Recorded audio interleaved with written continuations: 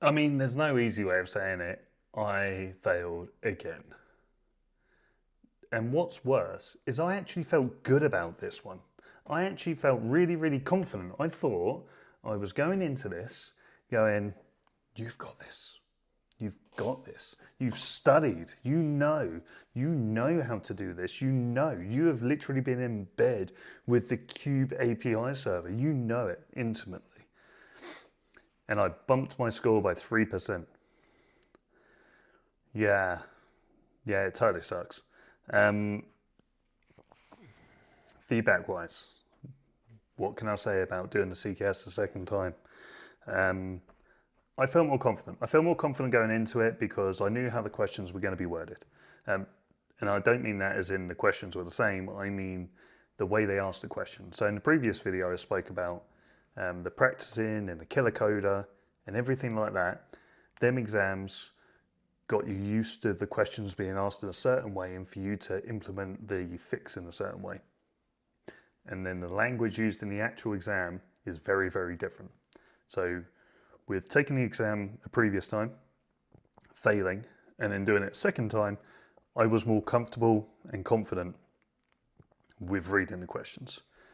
But again, read the question all the way to the end because you never know, there's going to be some caveat at the end that you wish you just did before, and then you've implemented something that prevents you from running that command. So yeah, I made a couple of mistakes on not reading the question all the way to the end before actually doing the action. So that's a big suggestion there, is make sure read the question start to finish, then plan how you're going to fix it, right? Then implement it. Don't just see the first line. I am classic for doing this. I see the first line. Oh, you want me to do this, and I'm doing it whilst reading the question. And then I get to the end of the question. It's like, don't do this. Do this instead. And you're like, well, you know. Yeah. So make sure you read it all the way to the end. I answered all but one. All but one question I actually answered this time, which is an improvement from last time. Last time I didn't answer 3 or 4 questions. This time there was one I didn't answer. Clearly, I still got most of them wrong, or 47% of them wrong. But I did answer them.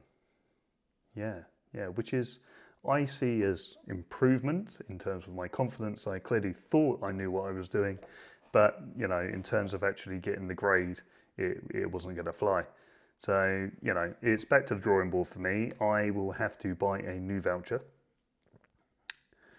but it's okay. I think I've got some discount codes. If anybody's got any good discount codes, feel free to share them. They will be greatly appreciated. Uh, yeah.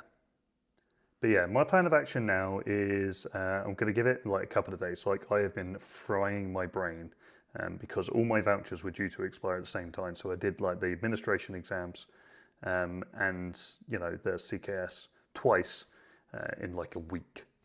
So I don't recommend doing it that way because you will get burnt out. I'm going to take a break. I'm going to take like a couple of days to sort of like cool the jets.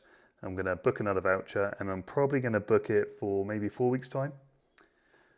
4 weeks' time should give me enough time to practice not just skills for the CKS, but also I'm going to try and bump my ability of maneuvering around the terminal.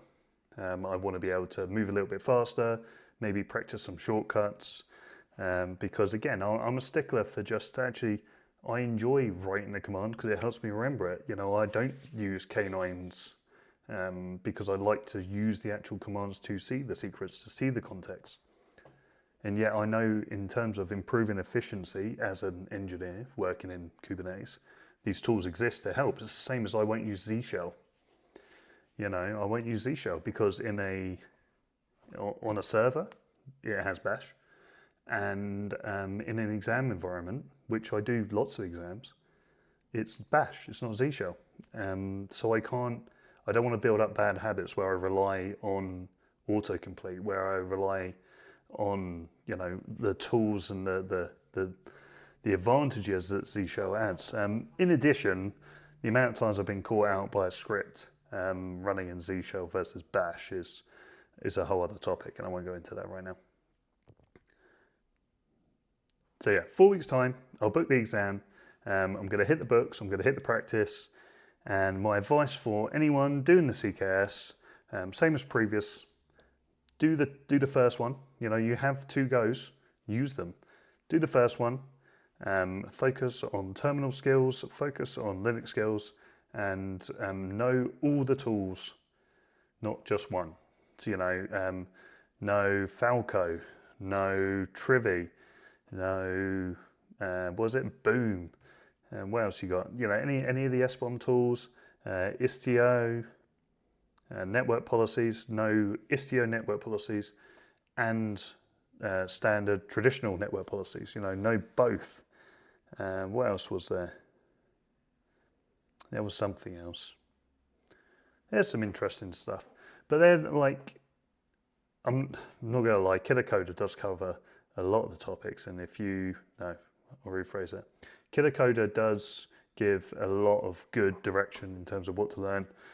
Some additional stuff like RBAC is worth adding in there as well. But yeah, do the first one, use it as a practice go for it the second time. Hopefully you'll get the pass mark above 67, or even 67, I think, because, you know, 67 is still a pass. You can have that. Get 67. You know, go for gold, but 67 is totally okay. What's not okay is my solid 53. A 3% bump. But hey, next time I will get that CKS. Yes. All right, until next time.